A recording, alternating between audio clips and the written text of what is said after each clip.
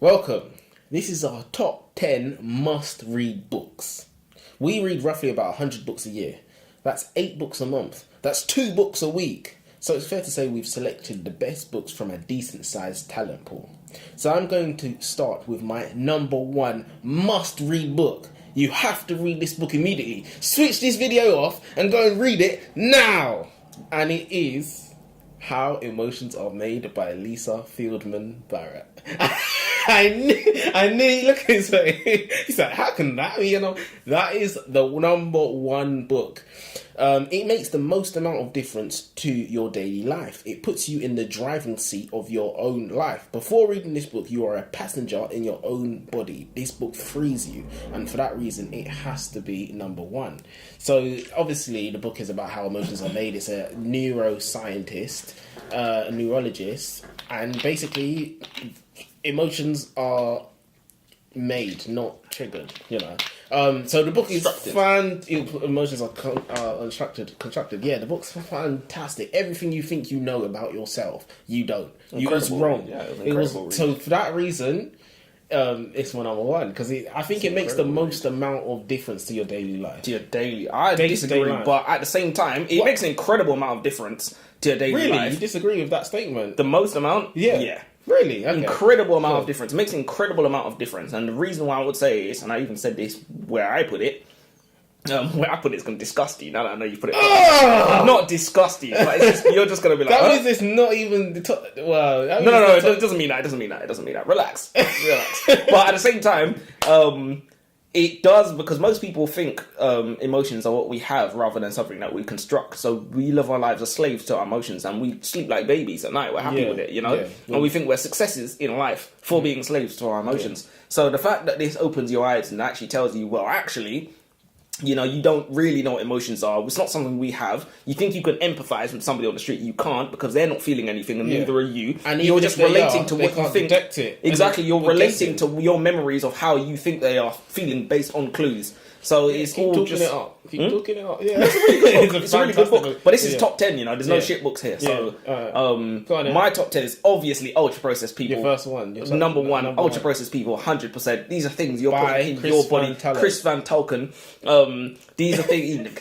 these are things you're putting in your body. So it's the science behind food that isn't food. If you didn't think this was coming, then you absolutely should have. From Pringles suing their own company to save tax money, to sticky liquid behind the back of your washing machine being in your sauce, it's impossible to not have your mind blown by this book. It's what you eat and what you thought was food and things you haven't even questioned, and it's killing you. Yeah. I'm surprised they ain't shot him yet. Yeah, why is he alive? You know what? Funny you say that. The xanthan gum you was talking about, sticky bacteria slime. So I had a barbecue yesterday, and I really wanted Nando's sauce. You don't sit there with the sack. Well, I wanted Nando's, but I thought let's have a barbecue and I can do it myself. And I went to get the Nando's sauce, and I looked in the ingredients, and right there it said xanthan gum. So that's another book that directly changes your life, and I think that's the mark of a great book. I think to give a book 5 stars, it has to change your life. You've got to look at life differently. It freed me in the sense that I thought I was healthy. Now I know for a fact that I'm not. And it's like, when have you ever, you've bent down and your back hurts, or you try to put socks on, you can't get your leg up, and you're just thinking, what's wrong with me? Or you're tired all the time, whatever. Yeah. When you read these type of books, you're like, I now know why. It's the food. I know why. It's what I'm edible substances. It's edible substances. It's not even food. But the reason why I say how emotions may affect your life more than that is than ultra processed people is because for people like you and me who let's just say we're not obsessed with food, and we can monitor our weight and whatnot, it doesn't make that much difference. You can just eat food, whatever, we stay in shape and whatnot. So that's why I say the emotions book, being able to assess and notice people and yourself, that's why I say it affects your life a little bit more. You really do not need to outline why emotions are made is important, because no, but I'm saying it affects your life more. Counter argument, the reason why I say ultra processed people affects your life more is because there's things you can do about it now that you are armed with information. How emotions are made, there's nothing you can do. Is there? Your options are limited because everything's quadruple, quintuple, septuple processed, but there are steps that you can take and there's things that you can now. I can economize on this. I can economize on that. I can do this. I can do that. How much they made there is nothing you can do. It's just very interesting. Well, there's nothing you can do. You can look at life differently. You can understand that there's nothing it's you can important. do. Before you didn't know that there's nothing. He was blind. He was blind, deaf, and dumb before. All right, let's go to my number 2 because this is really taking. I thought we was going to bag this out, but this is going to take time. But it's fine. We can get to it. Yeah. My number 2 book is obviously The Anxious Generation. You're a joker. By Jonathon Haidt. You're a joker. I knew you wouldn't foresee this. So this book highlights the downfall of our society at the national addiction of social media. How children from birth are purposefully pushed into the dangerous claws of the internet. And how their adolescent malleable brain is preyed on by corporations. Not only is this evil, but as mammals need to play, to learn and develop, the internet serves as an experience blocker, which leads to lifelong struggles and mental health problems that lead to suicide. This book has changed my life. And if everybody read this book, it would change society overnight. Because when we give our iPads to our children to shut them up, we did not know what it did. We just thought, but it's hypnotizing them, and it's an experience blocker. They're not learning how to shut their own mouth no more. They're getting hypnotized by this thing, and it gives you 10 minutes or 15 minutes or an hour of quiet, but that's an hour of development that your child has missed out on that they can never get back. They can never get that time back. And an hour in development doesn't translate to an hour of result. An hour of reward. It translates to much. And this is more. what you're doing. This is what you're doing every day. You're giving it to them for an hour, and an hour is a very, very small amount of time because these kids are on these products, on these devices for hours and hours a day. It's extremely dangerous. It adds up. It's extremely dangerous because you think it's harmless, but exactly. I was saying to somebody at work today, Gen Alpha is the first generation to grow up with technology. So it's like, when we was young, the first internet we had was like broadband. You couldn't do anything on that. Do you know what I mean? You couldn't do anything on that. So like, now they're growing up with 5G. They're born and the first thing you know is 5G. Scream. And the beautiful thing about the book is this is the studies that highlight, when the iPhone was released, this amount of suicides. This amount 100%. Of hospital admissions of whatnot. It's a fantastic book. That's why it comes in at number 2. That's disgraceful. It's disgraceful to have it that high. What? It's disgraceful to have it that high. That high? When you haven't had ultra processed people. Ultra processed people is good, but these... I think it's disgraceful to have it that high. I'm going to be real. Go on then. Number 2. The Anxious Generation. Okay. By Jonathon Haidt. I hate it. This one was definitely for the parents. Like Whitney said, children are the future, and Generation Alpha is the first one to grow with technology. Just like anything new, we have no way of knowing what the adverse effects could be or might be until we know. Well, if you read this book, you know. You know about the phones, you know why everyone's depressed and anxious, you know why you can't stop scrolling on TikTok and watching YouTube shorts. You know about reward pathways, you know about the notifications on your phone, reprogramming your brain. You know about things that you genuinely don't even question in your daily life. And that's kind of the metric that I went by when I was designing this list. Things that tell me about things I never question. But there's so much behind it.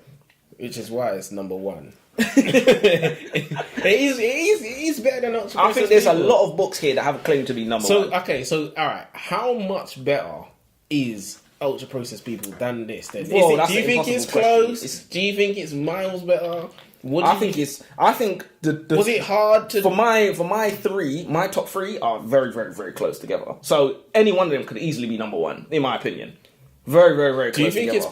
Do you think it's possible that you could read one of those books again and their place change?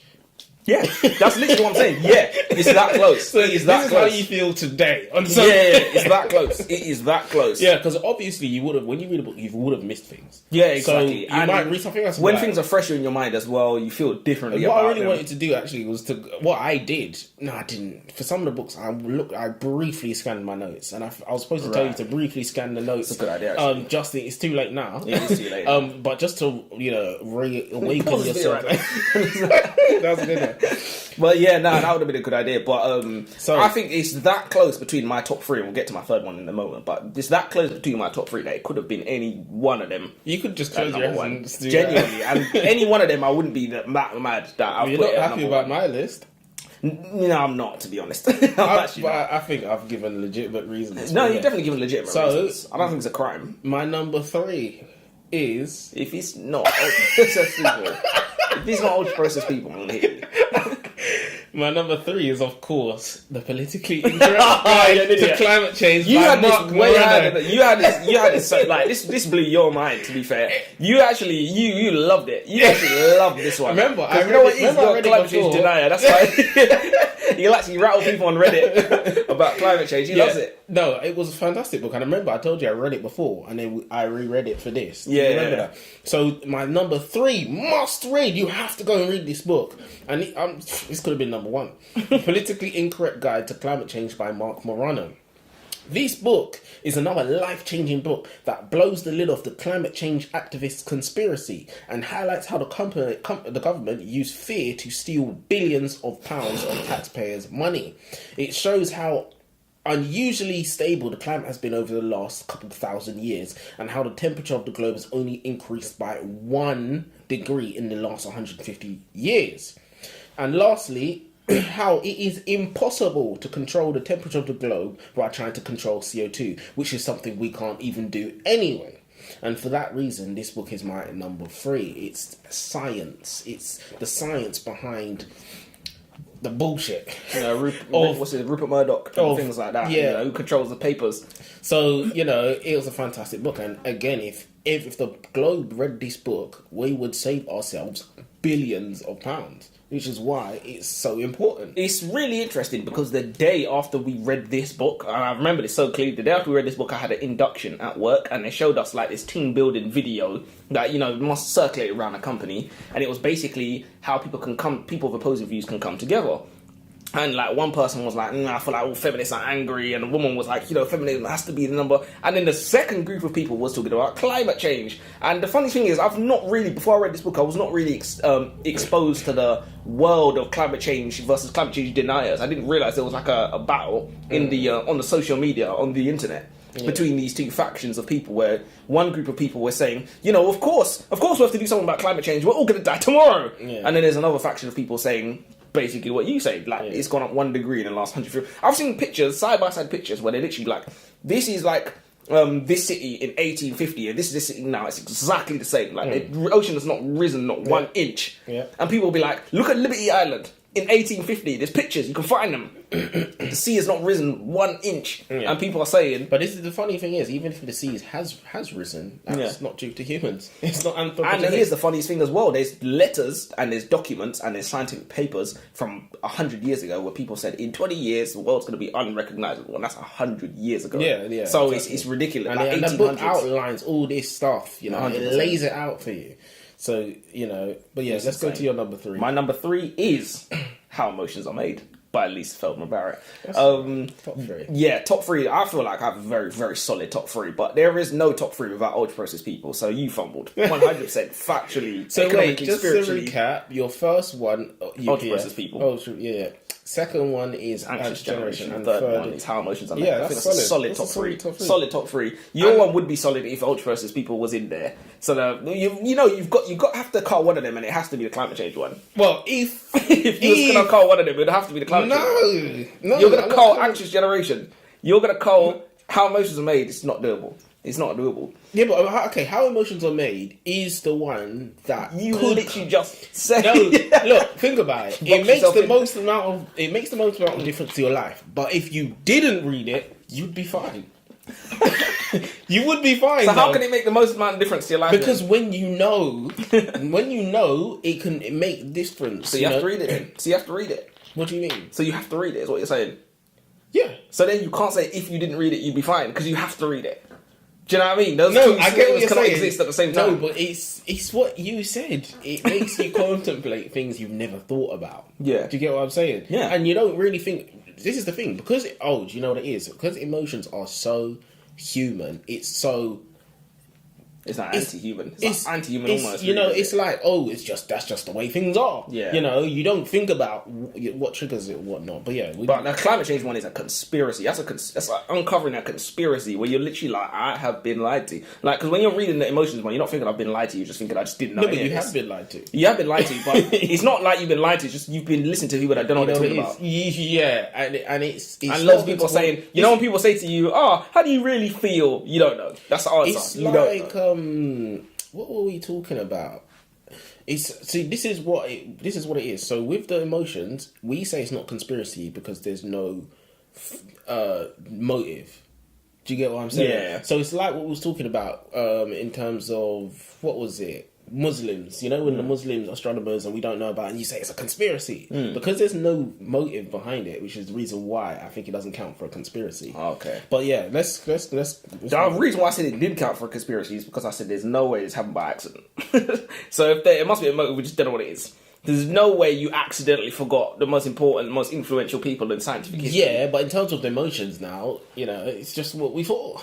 Yeah, exactly. So I don't think that's a conspiracy. I'm saying the climate change one's a conspiracy because information's been suppressed. Of course that is. But yeah, go on. So yeah, you know, How Emotions Are Made by Lisa Feldman Barrett. I feel that was just a revelation in terms of, you know, learning how you construct emotions and learning how it's your fault that you're crying and depressed and angry. You're choosing to and do anything you feel is up down to you. Yeah. And it's like, in this life, we justify blaming others for how we feel every single day of our lives. Exactly. Every single day, we justify blaming other people. Oh, you made me feel the way you said that made me feel. Someone cuts you up when you're driving. Yeah, okay, do you know what I mean? Instead of not allowing, we allow exactly. So this book, us. It gives you the tools to take control of how you feel. And that's on a number daily basis. But yes, it gives you the tools to take control of how you feel on a daily basis. And even though it may not be a change that you can make overnight, or even in weeks or months, but you know, you're always aware of the fact that next time you get angry, you're thinking, I've chosen to feel angry.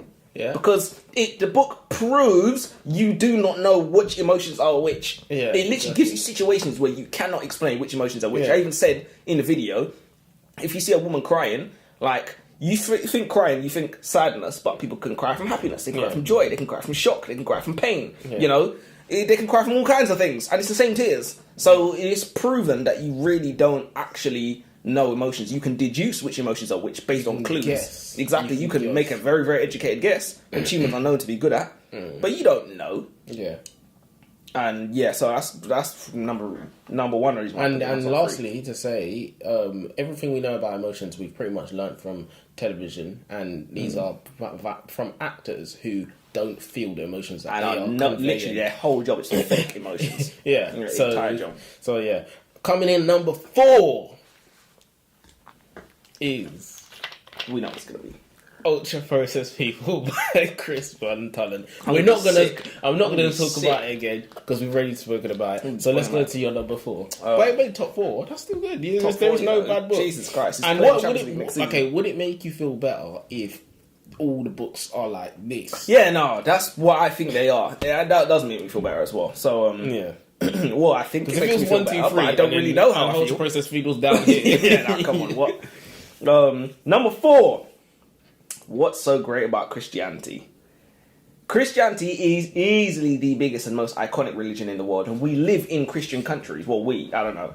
To the way you lot. We don't care where you lot. So to have the nitty gritty of just what Christianity has contributed to my way of life was illuminating.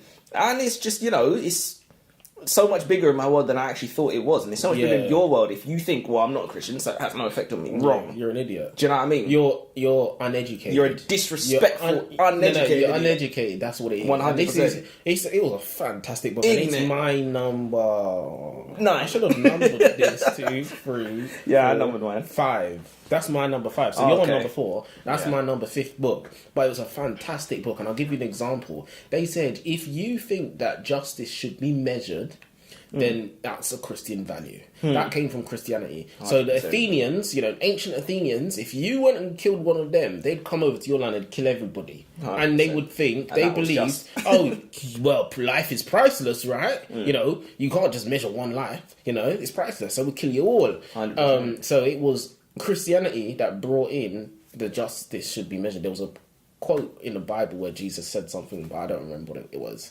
But yeah, so little things like that, your belief system, you know, even the things that you believe about love and marriage and whatnot, those are Christian values. And before Christianity, the ancient Romans, who predated us, believed differently. So until the church, until Christianity, pagan Romans believed differently. You know, so many things was because of Christianity that we have to thank for Christianity.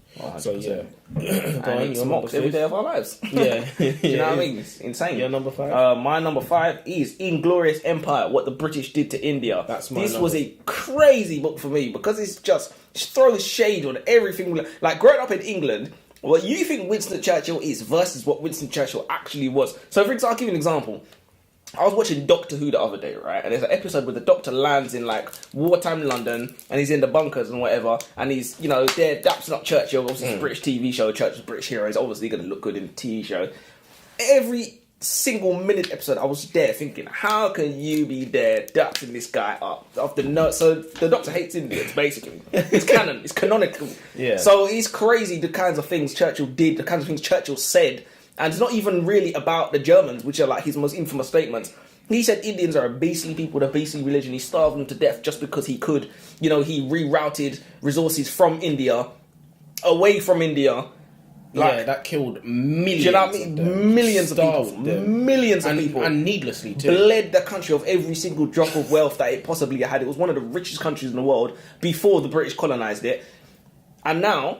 Well, now it's all right. They've recovered. What, stabilised finally? It's insane. But yeah, that was my number 6. That was my number 6. See, we're just one off, and I bet I know what that one was. I bet I know what that one was. So your list is wrong. So go on, what's your number 6 then? The politically incorrect guide to climate change. You make me sick. Look, it had to be somewhere. And I just cannot justify. But why is that not? Why is it not better than the Indian one? I'll tell you why. I'll tell you why. Talking of that, you know, someone commented on our Churchill video and said the Indians are a beastly people with a beastly nation or something like that. Nah, that's mad. I was just like, hello, Mr. Churchill. Yeah, I know, right? But yeah, why is the politically incorrect guy not higher than? I'll tell you why. I'll tell you why it's not as well. Because the major selling factor of the climate change book is, like we said about conspiracy requires motive, and they're stealing billions, and I know they're not stealing billions from me, because I don't have any billions. So this one because it's not concerning you, but is what you're saying. I don't care if climate change is real or not, like, is what it is. If it's real, I will be dead before I see any of it, and if it's not real, then I'll go to work regardless tomorrow. The Churchill thing doesn't affect you though. It doesn't, but it changes a concept that I thought I had in my head. But concepts are literally the basis of who we are. So who I am. If that's the case, then the emotion book should be number 1. Say that again? If that's the case, then the emotion book should be number 1. Why? Because you said concepts are the basis of who we are. Yeah. So that shows. I didn't say emotions. I said concepts. Well, concepts are emotions. And my concept of food was the basis for who I am. Fat fuck that eats all day. No, but my concept of food, literally, that was the most mind-blowing thing to me. Not even like my concepts of what emotions were. But the concepts and was it categories and concepts? That was alright, whatever. Yeah. I personally think even if the emotions book is number 1, Ultra Process is definitely 8th. That's all I'm saying anyway. So it's like it's top 3. Alright, so my number 7th is The Brain by David Eagleman. Okay. What did you think about that book?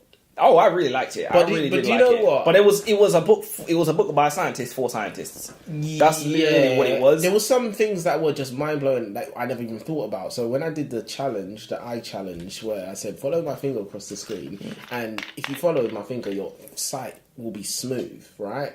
But if you were to try and do the same thing without the finger, your eyes moving and jagged, you're incapable. No, you're incapable of moving your eyes smoothly unless you're tracking something. And it was little facts like that. Yeah. And I've lived with my eyes in my head for 26 years, and I've never even noticed that. 100%. You know, so there was certain things. It was a good read. Everybody should read that. Everyone should read it. But there's going to be a load of things in there that you genuinely do not understand. Like they literally said there was a scientist who captured some chicken embryos and incubated them and then fed them nutrients, and you're like, how? And they didn't bother explaining because they're like, oh, you're a scientist, of course you know. Like, we've all done this. I'm like, no, we haven't.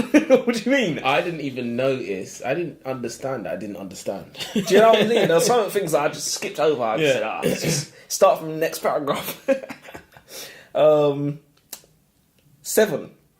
The Brain, The Story of You by David Eagleman. Number 7 as well. Okay, Literally. okay. All right. So 8 is Burn by Herman Pontzer.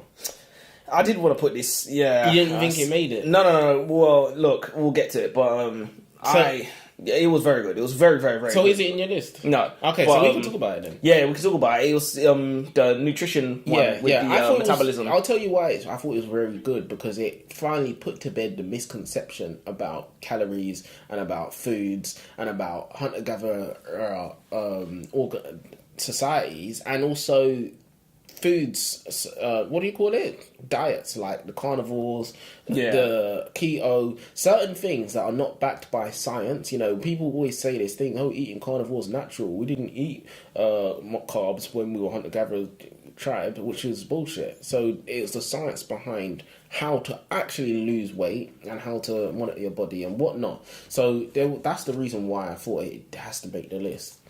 But yeah, you didn't think it made the list because there was just some other books that just beat it. Yeah, but would you rate the book 5 stars then? It was very, very, very good, and it's cool. Because of its contribution and because of its importance to like you, because everyone has nutrition, everyone has metabolism.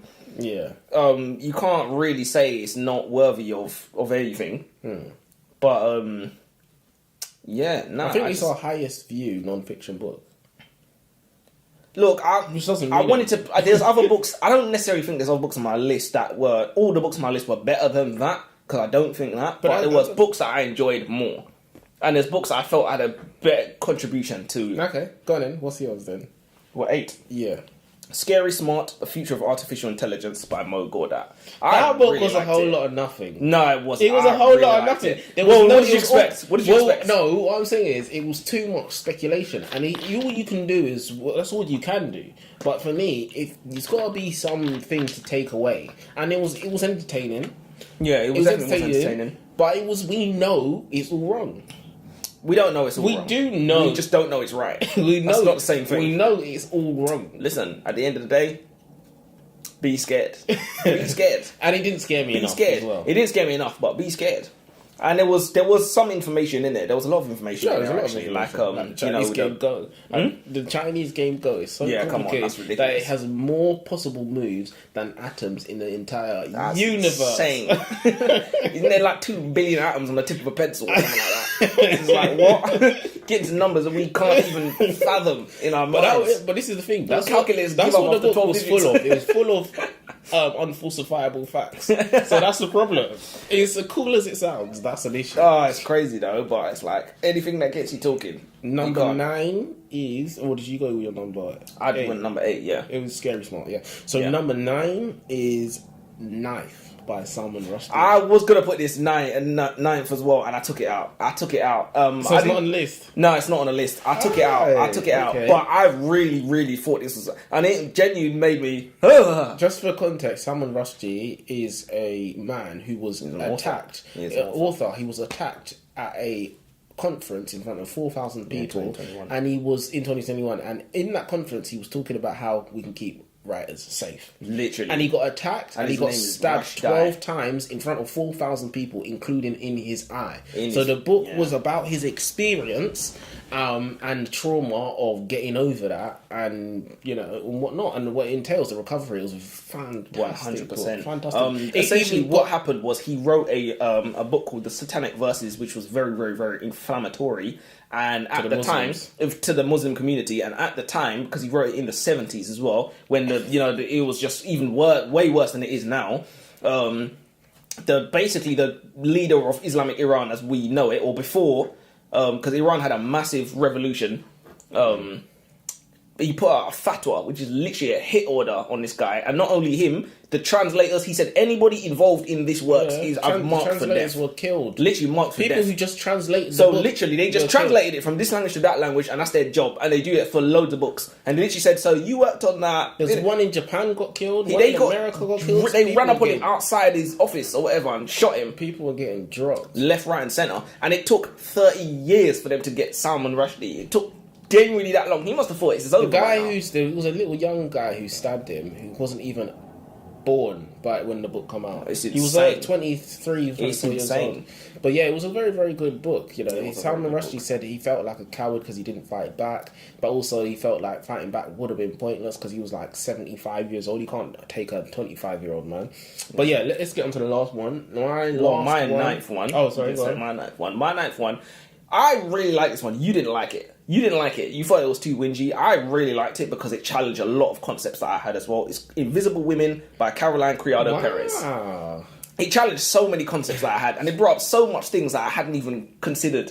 And it was all to do with, it was written by a feminist, and it was all to do with the centralization of men in society, in human society. So how males are centralized. And it was full of things that are literally just like, you know, you stop at the traffic lights and there's a little man on the traffic lights and you never question it. But if there's a woman, you'd be like, why is there a woman there? Ugh. And it's the kind of thing where it would just... And it's not even just that. It's not just that. That's a very, very shallow way of putting it. It was a thing that really got me when she said, think of these 5 words. User, person, you know, doctor, all of these things. You think man, you know, 100%. It's automatically you think that. Literally, so, because she was just trying to prove that man is the default of the human race, like human, man. Everything has man in it, but nothing has woman in it. Woman is like a deviation from the, and it actually made me feel sorry for women in a way. Yeah, I was literally like, this is changing every tool, cars, you know, this is changing the concepts buses, of literally. They said, everything, you know, lift with knees, not with your back. That's for men, and it's like.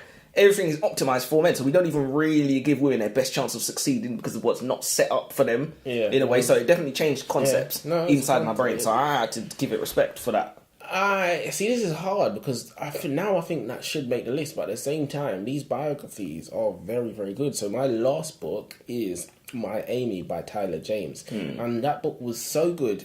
It got me into biographies. I think that's the reason why we did the Salman Rushdie. I don't know which one came first, but which one do you think was better? The Salman Rushdie knife or My Amy? No, My Amy was better. Really? No, My Amy was better. I think My Amy was better because of the shock factor, because of what she was going through. The funniest thing is, and here's what I'll say as well, a lot of the Salman Rushdie one was not drivel, but a lot of it was waffle. There was a lot of waffle in there. So like he's talking about how he met his wife and how he fell over and how he walked into a door and things like that. And was literally just like, not that we don't care, but at the same time, no, we didn't really. I'm not hooked. That's not what we're here for. Do you know what I mean? We're not here for this. We're not here for this. I'm not hooked. But there was a lot of waffle in My Amy as well. There was not. It wasn't really waffle. It was just not Amy Winehouse's life, because obviously she didn't write it. It was the other guy's life. Yeah. And like things about like how he got jumped, or like how he went to McDonald's when he was drunk and on this and on that, and like how he was fighting with her boyfriend or whatever. But it was all interesting to me. Yeah. No, it was fantastic. Look, it was both interesting books. But yeah, let's get to your last one. Let's end this because we you know. My 10th book is My Amy, The Life We Shared. Okay, perfect. Yeah, that's a fantastic book. I would read it again. I definitely would read it again. Yeah. We should make a video about it. Yeah. we should make a video about it. We want the notes. Do you think we should? We should. I mean, look, we could do. That's what my man said. You know what we do? We'll wait for a week where we can't read or something happens. Happens. That's actually a good idea. That's what we do. Keep it in the chamber. Ante up. So yeah, well, that's been us. You know, that's our recommended reads. That's 10 or 12 books, because you've got a couple that I don't have, and I've got a couple you don't have. So that's 12 must read fantastic books. So go. Till next time.